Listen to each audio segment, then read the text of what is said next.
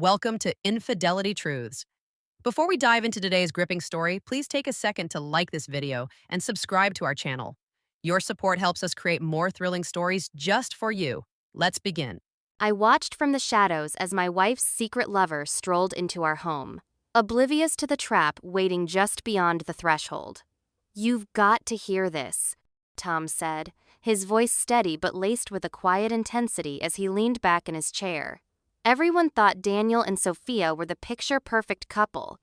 Daniel was a rising star in the tech world, running a startup in San Francisco. And Sophia was a brilliant interior designer with a knack for turning spaces into art.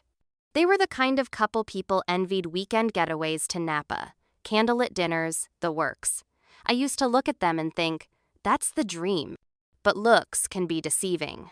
Tom paused, letting the weight of his words settle. Daniel told me their early days were like something out of a movie.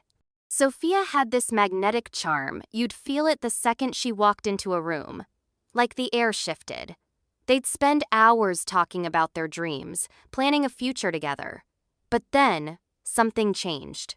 It was subtle at first. Sophia started staying late at her studio, always glued to her phone, dodging questions about her day. Daniel chalked it up to her demanding clients, but deep down, he knew something was wrong. You know that gut feeling you can't shake? He had it in spades. Tom's voice dropped, his eyes narrowing. It all started with something as mundane as a scarf. One chilly evening, Sophia came home late, claiming she'd been at a client meeting.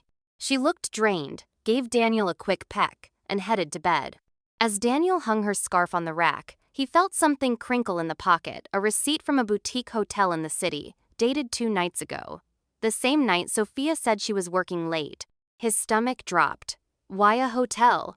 Who was she with? He stood there, frozen, the receipt burning a hole in his hand. He didn't confront her, not yet. Daniel's no fool. He knew a single receipt wasn't enough to unravel the truth. Tom leaned closer, his tone darkening. So Daniel turned detective. A few days later, when Sophia left for work, he cracked open her laptop. His hands were shaking so bad he could barely type. At first, it was just work stuff, emails about fabric samples, mood boards, client approvals. But then he found a chain of messages with some guy named Ethan. It started innocently enough, talk about a design project. But the deeper Daniel scrolled, the worse it got. One message from Ethan read, "Last night was unreal. Can't wait for Thursday." Sophia's reply? Same. Let's make it quick this time. Daniel said it felt like his world collapsed. Everything he thought he knew about her, about them, was a lie. But he didn't lose it.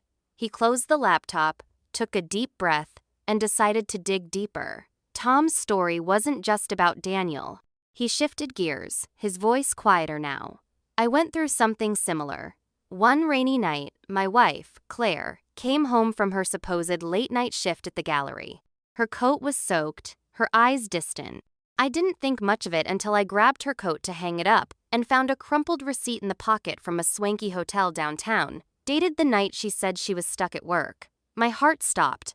I didn't say a word, just tucked the receipt away and acted normal. That night, as Claire slept, I lay awake, my mind spiraling. Was she lying to me?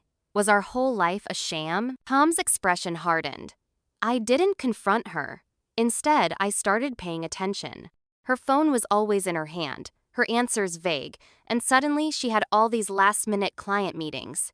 I couldn't ignore it anymore. One morning, after she left for work, I got into her tablet. My hands were trembling as I scrolled through her emails. Most of it was boring gallery stuff. But then I found a thread with a guy named Julian. It started professional talk about an art auction, but then it turned personal. Julian wrote, "Last night was everything. Same place Friday?" Claire's reply, "Can't wait." It was like a punch to the gut. But I stayed calm. I needed more than words on a screen. One weekend, I told Claire I was heading to Seattle for a work conference. She didn't even flinch, almost seemed relieved. I kissed her goodbye, drove off. But instead of the airport, I parked a block away and waited. Sure enough, Julian showed up that evening, pulling into my driveway with a bottle of wine, acting like he owned the place. I gave them an hour to get comfortable, then walked in. They were in the living room, laughing, clinking glasses, completely oblivious. When they saw me, Claire's face went pale, and Julian nearly dropped his drink. I didn't yell. I just tossed a folder onto the table, photos, emails, the works. Care to explain? I said. Claire tried to spin it, tears streaming, saying it was a mistake, that she was lonely. Julian stammered some excuse and tried to bolt, but I blocked the door. You don't get to walk away that easily, I told him. He left eventually, tail between his legs. Claire kept begging, saying she still loved me, but I wasn't buying it. Her words were hollow. The next day, I met with a lawyer, filed for divorce, and laid out every piece of evidence. Claire had no ground to stand on. She lost the house, most of our savings, and her reputation when our friends found out. Tom's gaze softened slightly. As for Julian, I made sure his wife got a package with all the proof. His marriage imploded, and his art world connection started drying up. It wasn't about revenge, it was about accountability. Later, I found a letter Claire had written but never sent, confessing her guilt and how she'd never stopped loving me. For a moment, I felt the weight of what we'd lost. But then, I realized no amount of regret could undo the betrayal. I moved to a new place in Portland, started over.